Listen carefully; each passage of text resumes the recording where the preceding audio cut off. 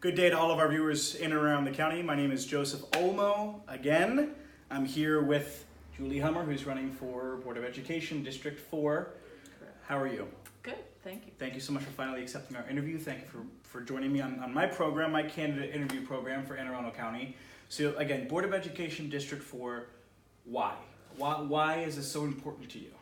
Well, I'm currently on the board. I currently serve as president of the Board of Education. I've been on since 2015, and my entire adult life has been spent serving kids. So I have a master's degree in special education, and I was a special education teacher for children with learning disabilities and emotional disturbances. Yeah. And then I started my family, and I have 5 children who are all AACPS students, and so I've been involved with them since the beginning, and PTA mom and all of those things, and that just naturally led into wanting to take on a role where I could make a little more difference and a little more influence. So that led to the Board of Education, and I'd like to stay on and serve and continue my work.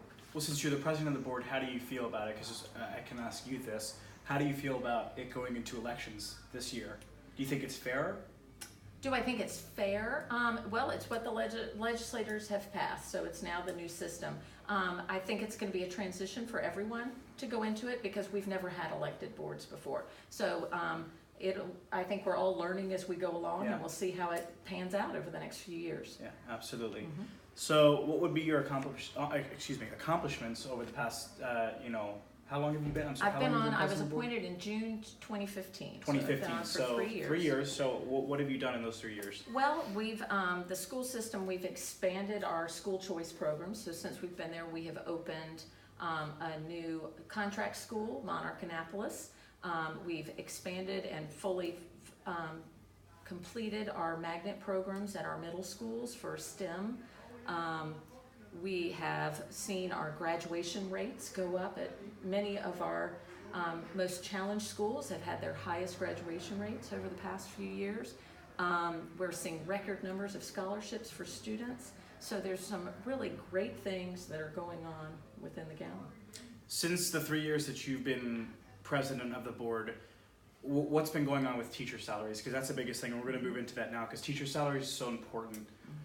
Because these teachers are they're working in 8 to 4, sometimes even longer depending on what they're doing. Most of them are working more than 8 to 4. So and it's tough when you see other people that are not working in 8 to 4 working in 8 to 4 and something that doesn't seem as hard. I mean, controlling a classroom of 30, 40 kids is pretty tough, and to not having living wage out of that and then go and drive Uber or Lyft once you're done.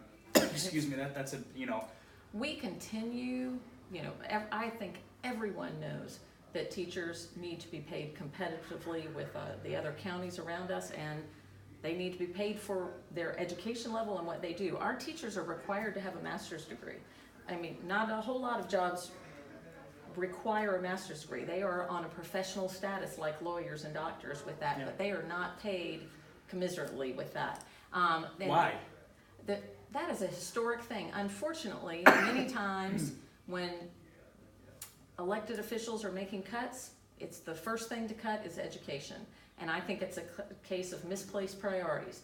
I believe that the economic growth of an area, especially our county, it's all tied to the school system. People move to the county because of the quality of schools. Businesses locate to counties because of the quality of schools and the kind of staff that they can get, because they will have well-trained, well-educated employees. And so when you shortchange the schools, you shortchange the whole county. Right. And absolutely. so it makes no sense to me. So then what are you going to do to try and get teacher salaries to where they need to be in Anne Arundel County? Well, and the funding system is a bit complicated, so that we as a board can ask, but it's the county council and the county executive who actually fund. Every year that I've been involved in the budget cycle for teachers, we have asked for a step, which all teachers are on a step scale, so we've asked for at least a step every year. We've asked for a step and a makeup step for some of our teachers that did missteps during the recession and didn't have that. This year we requested a step plus a 2% cost of living. We are waiting to hear what the county council will pass in their ultimate budget. Have you heard of the Anne Arundel Promise? Yes. What do you think about that? I think that's great. The Anne Arundel Promise is saying that within the next 5-6 years, we would get all teachers to the level where they should be, and that all of our employees would be having a living wage, which includes our secretaries and our custodians and everyone. I think it's a great plan. I think that's what all reasonable people want to see. I think when you talk to people one-on-one, people get it. They know that we need to pay our people for the hard jobs that they do every day and the influence they're having. So I would like to see it's all the groups have to work together. So the teachers and the board and the county council and the county executive all have to come together and develop a real plan to do this. Yeah. I'm hoping that after this election that we'll find that we have some people in office who are more willing to work together for that plan and that we can make that come about. Great. So teacher salaries, we kind of got that. Mm-hmm. Let's move that off the table, move something else on the table here. School security is a big thing. I participated in the CSLI, Center for Study of Local Issues, directed by Dr. Dan Nataf at Anne Arundel Community College, where I was calling for 4 nights in a row for extra credit, calling Anne Arundel County residents and asking them a bunch of questions about policy, about who they would elect or who they would vote for rather in our midterms and primaries and general elections. And one of the biggest questions was, going down the list, do you think that a mass school shooting will happen near you? And this was days after the St. Mary's County shooting, and this was weeks after, or probably a month after, I don't know, I forget the time difference, but probably a couple weeks after Parkland. And so a lot of parents, especially adding the St. Mary's, which is much closer than Parkland, Florida, a lot of parents said yes, a lot of people said yes that I was on the phone with. In fact, I don't think I had one person say no, that they don't have that fear. So what's the answer to that? There is not a simple answer to that. Unfortunately, I don't think it's limited to schools. I think we see throughout this society that you're not immune or safe from that kind of violence anywhere. We've seen it at movie theaters and churches, all the places that malls, should be a safe Concerts. And secure place.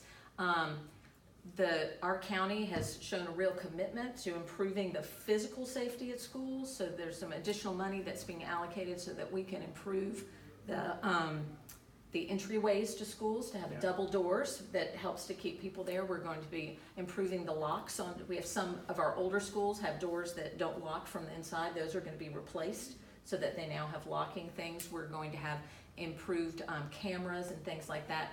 But for me, I think school shootings are horrific, and they're the worst thing as an educator or a parent that we could ever imagine. Yeah. They are still rare, not as rare as they should be, but what is not rare is that every single day we have students coming into our schools that are hungry, neglected, depressed, abused. We are facing that every single day. Sadly, sometimes those are the children who later become perpetrators of violence to themselves or to others. And so I think one of the biggest things we as a school system can do is trying to reach those students from the beginning. We need to increase and improve our mental health and social supports that we have in schools so that sad and lonely child in first grade doesn't become a high schooler who commits violence. Then let me ask you this. How many guidance counselors should there be at Annapolis High School? So based off of the population of students there. National Association of Guidance Counselors, which that's not the official name, but the big group for school counselors recommends a ratio of 1 counselor for every 250 students. That's the best case scenario. We don't meet that. Why? In fact, I would say actually I don't think there's many school systems in the country that meet that. Why? Because you have the hard decisions to make that have to come about of, do we hire teachers to our lower, every year there's a trade-off on that. We are trying to close that gap. So would you say it all revolves around that we need more money? Yes. Okay. Yes, it truly does. Come on, Steve Shue. Yeah, that's a reality. So we, in the school board's budget for this time, we actually requested 15 social emotional support personnel. That would be guidance counselors. For all of Yes, so nice. 15 additional. So it would be guidance counselors, school psychologists, social workers, pupil personnel workers, the people that deal with those issues. we specifically want to target our elementary schools. Start them young. Yes, our elementary schools Smart. all have one guidance counselor. We have elementary schools that have 800 students. One guidance counselor cannot handle all the needs. That's horrible. It is, and so, we all know that, and the guidance counselors say, we are doing triage. We are dealing with the crisis of the moment rather than prevention of things They're that putting come a up. Band-Aid approach to it instead Right. of, okay. So our request was to get some additional ones to start chipping away. We have approximately 75 elementary schools. Let's start doing it year by year, a few each year, until we can get to where every elementary Good. school has at least 2. Good. Unfortunately, the original budget that came back from the county executive did not include any positions. But to his credit, the county executive heard the parents and the teachers I know about coming that, out, yeah. and he added some more. It's not as many as we asked for, but there has been included a supplemental budget that will give an additional 5 guidance counselors that could tackle our largest elementary schools, but we need more than that. I'm not asking you to throw anybody under the bus, Julie, but I am asking just for the truth for people who are watching, for Anne Arundel County residents. Why do you think Steve Shue, well, to be completely honest with you, I feel like if parents didn't fight back and teachers didn't fight back, the school psychologist would not have been added to the budget, correct? Okay. I think you're right. So You can't. why you were they can't not added? underestimate. Why were they not added at the beginning? If he knows that this is a huge possibility in schools, why is it? I don't understand why you wouldn't just do that. That is one you'll have to ask him. I think we made it very clear as a board. If you watch when we were approving our budget, we added guidance counselors, and as we added them, everyone spoke to the importance of it. We made it very clear why and how we were adding these. And so it was a little disheartening that the original didn't come out. But I can't credit parents and teachers enough for coming forward, because they spoke loud and clear and echoed what we said and said you need to add more. So it was added. That's good. Now we'll see if the county council will add additional ones. So the supplemental has added some. The county council could still add more positions across the board. So we'll see when that comes out next week. But it's, I think sometimes the people who are in county government, my only focus is school system. That's what I'm here for. I'm going to fight and advocate for the school system. I don't have to think about the fire department or the police department or anything like Right. that. I only am speaking for that. County government has to balance everything. They do have to balance everything, but I feel like that either way, there's other things that they're putting in their budget that are not necessary. Everything's necessary, right? But there's certain things that come before other things, and I think school safety, and I know that you agree with it too. Mm-hmm. But you can tell me different. No, I do. It's kind of, and it is, what are those priorities? And I agree with you. I think the safety, in this day and age, with the horrific shootings we've had, with the bullying that we hear about, with the opioid crisis, we have got to address the social emotional needs of students, and that's got to be a priority. And so we'll continue pushing for that. I'll continue pushing for that, saying that loud and clear. And part of it is some of the folks in county government, they've never worked in schools. Right. This is not their area of expertise, which is why we at school board, that's part of our job, is to educate them and advocate and let them know what the needs are. What you need, yeah, absolutely. All right, let's shift again. Racism in schools, that's another big thing. Why do you think it happens, and what is the solution to this? I think if I had the solution to racism, I would. You wouldn't just put it in schools. Right. I would have won the Nobel Peace Prize 5 times. Unfortunately, it is a reality in our society. Unfortunately, the current political nature of our country right now has made some people believe that it is less socially unacceptable. I think people are saying things that 5 years ago they wouldn't be saying out loud, and that is Comes from the top down. It does. It's very disheartening. And our main focus at schools is that a child would feel safe and secure there, and that goes from the physical safety that we just talked about, but the emotional safety. And emotional safety is that you feel that there's somebody there who loves and cares for you. You've got somebody that's your go-to person, whether it's the custodian or the school secretary or your classroom teacher. That there's somebody, you have at least one person. And Mr. Calderon for me. Yeah, Mr. there you Calderon. go. Hope you're watching.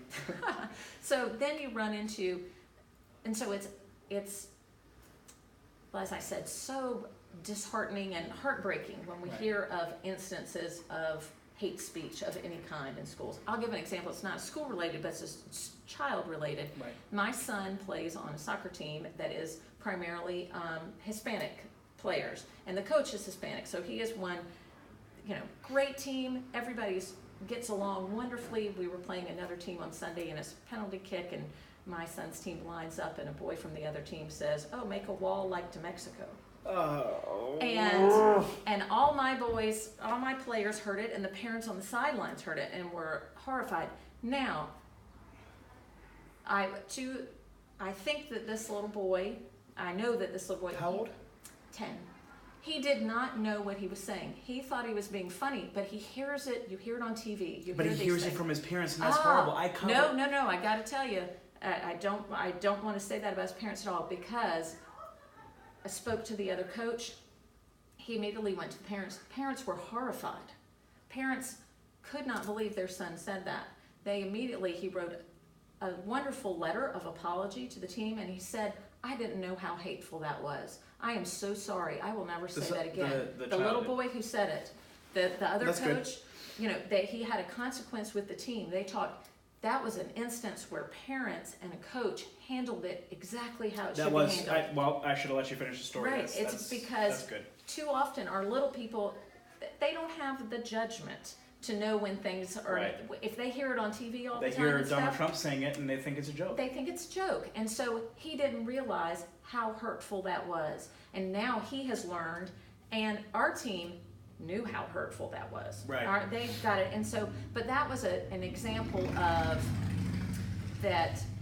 parents and community responding appropriately. Nobody attacked, but we went straight to, and the adults involved handled it and got in there. That's great. We need more of that. Unfortunately, not every family reacts that way. We have some families that kids are saying it because they hear it at home. Yeah. And they're having that. And so that's very difficult. The school house is just a microcosm of the community. We get everybody that comes in. So we don't get to say the racist family can't come to school, or the opioid addicted family can't come to school, or whatever. We bring in everybody, and that means we bring in their issues, their challenges, their attitudes all come in together. And then we as a school have to try to address that. It's a challenging task, especially with the nature of things going on now. The school system, I often hear people say we should have a zero tolerance. That's what I was going to ask you. For things. What do you think of that? Well, it depends on, when people say that, my first question is, what do you mean by zero tolerance? For some people, zero tolerance means they're kicked out of school.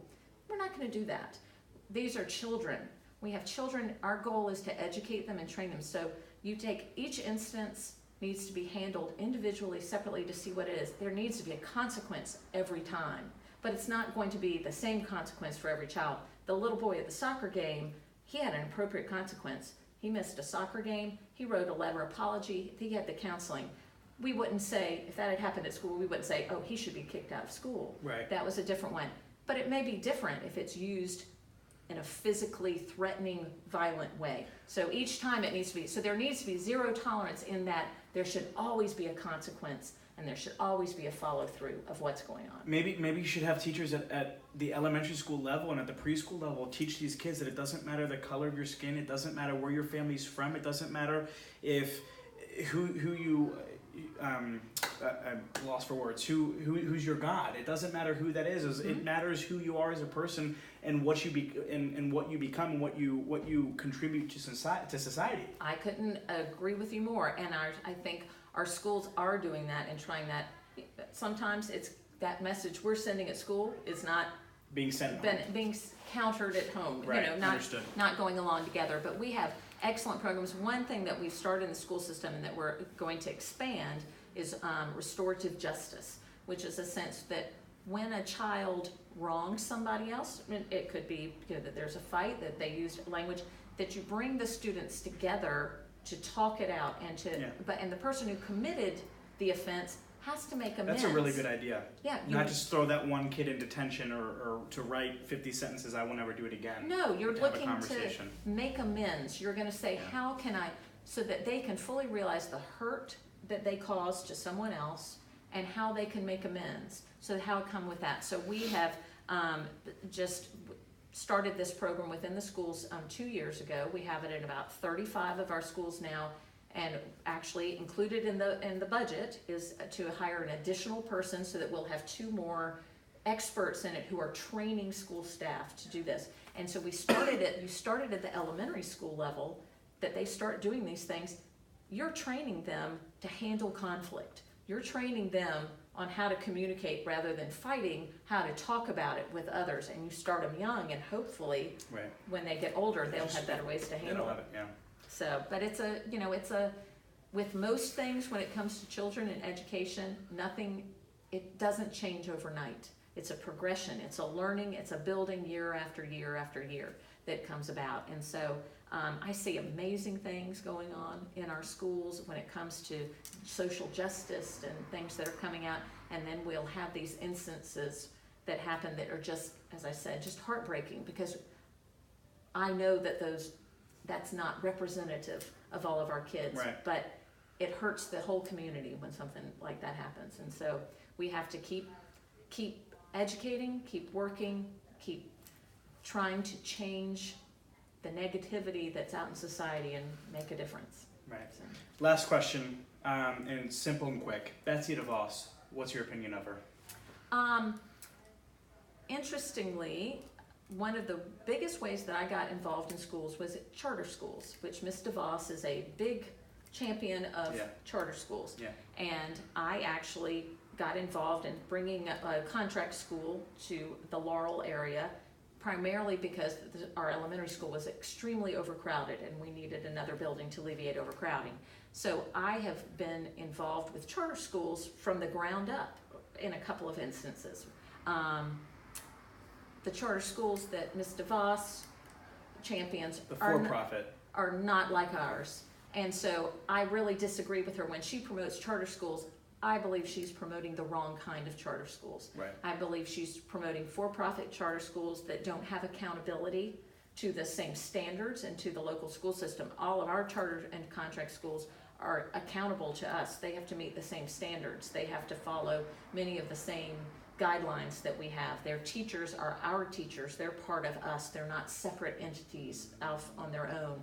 And so I think many of the charter school and voucher programs she promotes are extremely harmful to the education system. And so I do not agree with her at all on those. I think school choice is a wonderful thing. I think Anne Arundel has amazing school choice. We have magnet programs, we have signature programs, we have charter schools, we have such a wide variety of things for kids to choose from. But when she talks school choice, she's talking for-profit charter schools and voucher programs, and that to me is not the kind of choice that we need in schools. I have 5 children at 4 different schools throughout the county, and they're all at different programs of choice. They're at some of our magnet programs, they're at charter schools, so I've experienced all of them, and we have such amazing things, and I would love for Ms. DeVos to come and see real school choice within a school system of what it really looks like. Julie Hummer, she's running for Anne Arundel County Board of Education, District 4, the current president of the Anne Arundel County Board of Education. Thank you so much for your time. We certainly appreciate it. Enjoyed it. Our primaries are on June 26th. It's the two highest voters